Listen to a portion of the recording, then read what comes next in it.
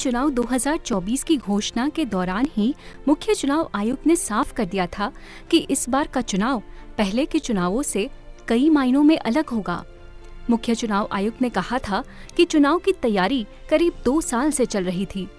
इस बार के चुनाव में आयोग निष्पक्ष और स्वतंत्र चुनाव कराने के लिए कोई कोर कसर नहीं छोड़ रहा है। हर चुनाव में धनबल की बात होती है।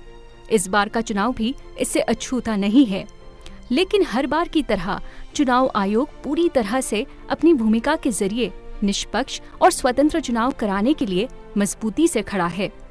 लोकसभा चुनाव 2024 में पार्टी और प्रत्याशी धनबल का किस कदर इस्तेमाल करने में लगे हुए हैं, इसका अंदाजा इस बात से लगाया जा सकता है कि चुनाव आयोग ने अब तक की सबसे बड़ी जब्ती की है। लोकसभा चुनाव में धनबल के खिलाफ सख्ती दिखाते हुए चुनाव आयोग ने बड़ा कदम उठाया है। 2024 के लोकसभा चुनाव में चुनाव आयोग ने लोकसभा चुनावों के 75 साल के इतिहास में सबसे अधिक अवैध पैसे जब्त किए हैं। चुनाव आयोग ने जारी अपने बयान में कहा है कि आगामी लोकसभा चुनाव के मद्देनजर चुनाव अधिकारी 1 मार्च से हर दिन 100 करोड़ रुपए मूल्य की जब्ती कर रहे हैं।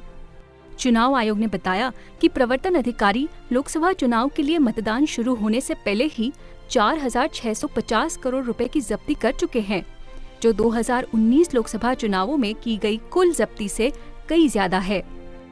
चुनाव आयोग का कहना है कि साल 2019 में कुल जब्ती से ये काफी अधिक है। चुनाव आयोग का कहना है कि कार्रवाई सख्त और बिना रुके जारी रहेगी। चुनाव आयोग के मुताबिक सबसे ज्यादा नकदी तमिलनाडु से जब्त की गई है। तमिलनाडु से 53 करोड़ रुपए जब्त किए गए हैं। इसी तरह तेलंगाना में 49 करोड़, महाराष्ट्र में 40 करोड़, कर्नाटक और राजस्थान में 35 करोड़ रुपए से ज्यादा बरामद किए गए हैं। पिछले लोकसभा चुनाव में 844 करोड़ नकदी जब्त की गई थी, मगर इस बार अब तक करीब 400 करोड़ हो गई है। इसी तरह 2019 के पिछले चुनाव में 304 करोड़ रुपए मूल्य की शराब के मुकाबले इस बार 2024 के चुनाव में 490 करोड़ की शराब जब्त हो चुकी है। वहीं 2019 के आंकड़ों से तुलना की जाए तो ड्रग्स यानी नशीले पदार्थों का आंकड़ा 1280 करोड़ रुपए के मुकाबले 2068 करोड़ है। 2019 में 60 करोड़ रुपए के मुफ्त उपहार जब्त किए गए थे, जो 2024 के चुनाव में 1142 करोड़ रुपए मूल्य का सामान जब्त किया गया है। चुनाव आयोग द्वारा जारी बयान के मुताबिक ऐसे में जब 2024 के आम चुनाव की प्रक्रिया जारी है, आयोग देश में लोकसभा चुनाव के 75 वर्षों के इतिहास में सबसे अधिक जब्ती करने की राह पर है। देश की 18वीं लोकसभा के चुनाव के लिए 19 अप्रैल को पहले चरण का मतदान होगा। देश की 543 लोकसभा सीटों पर 19 अप्रैल से 1 जून तक वोटिंग कराई जाएगी। 7 चरणों में वोटिंग होगी। 4 जून को वोटों की गिनती की जाएगी।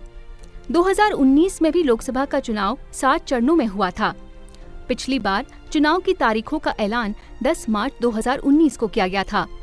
11 अप्रैल 2019 से 19 मई 2019 तक चुनाव हुए थे और 23 मई 2019 को चुनाव परिणाम घोषित किए गए थे।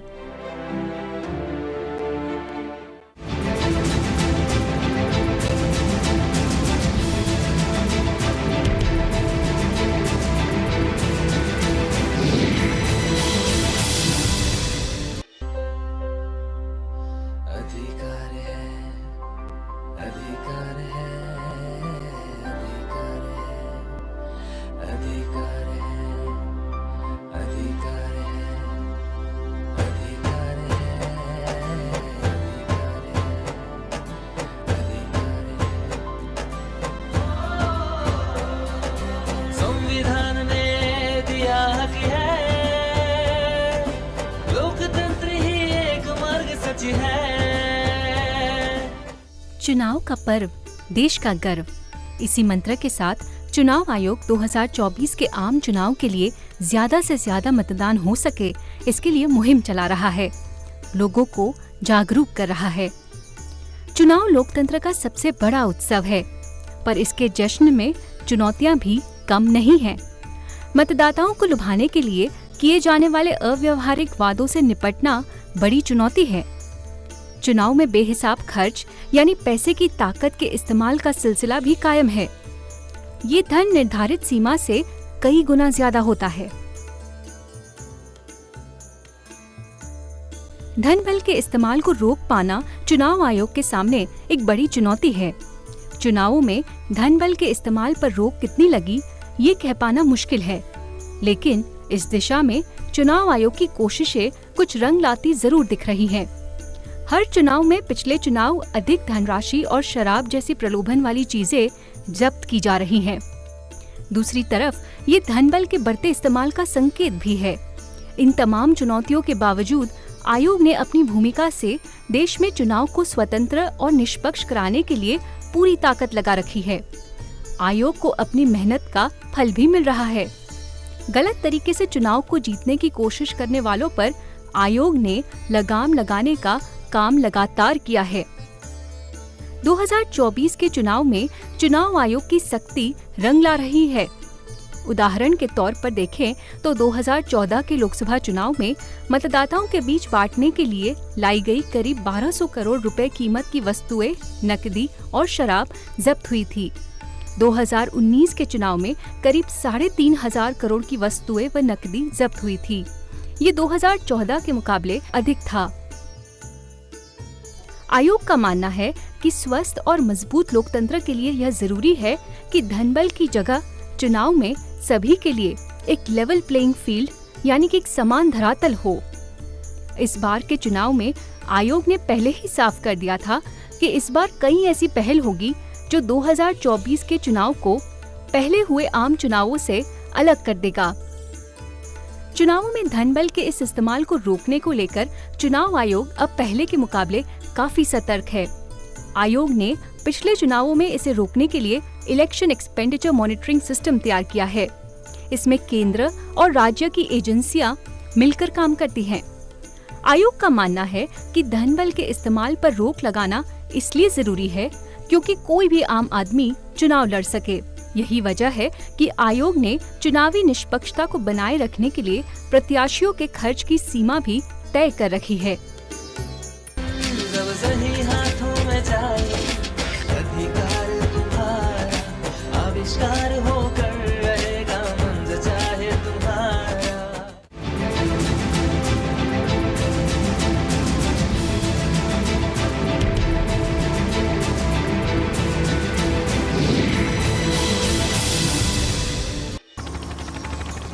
पहले चरण के चुनाव में 21 राज्यों की 102 लोकसभा सीटों पर वोट डाले जाएंगे। पहले चरण में 1625 उम्मीदवार मैदान में रह गए हैं।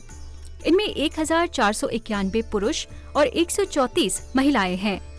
19 अप्रैल को होने वाले पहले चरण में तमिलनाडु की 39, राजस्थान की 12, उत्तर प्रदेश की 8, मध्य प्रदेश की 6, उत्तराखंड, असम और महाराष्ट्र की 5-5, बिहार की 4, पश्चिम बंगाल की 3, अरुणाचल प्रदेश, मणिपुर, मेघालय की 2-2 और छत्तीसगढ़, मिजोरम, नागालैंड, सिक्किम, त्रिपुरा, अंडमान और निकोबार द्वीप समूह, जम्मू कश्मीर, लक्षद्वीप और पुदुचेरी में 1-1 सीटों पर मतदान होगा।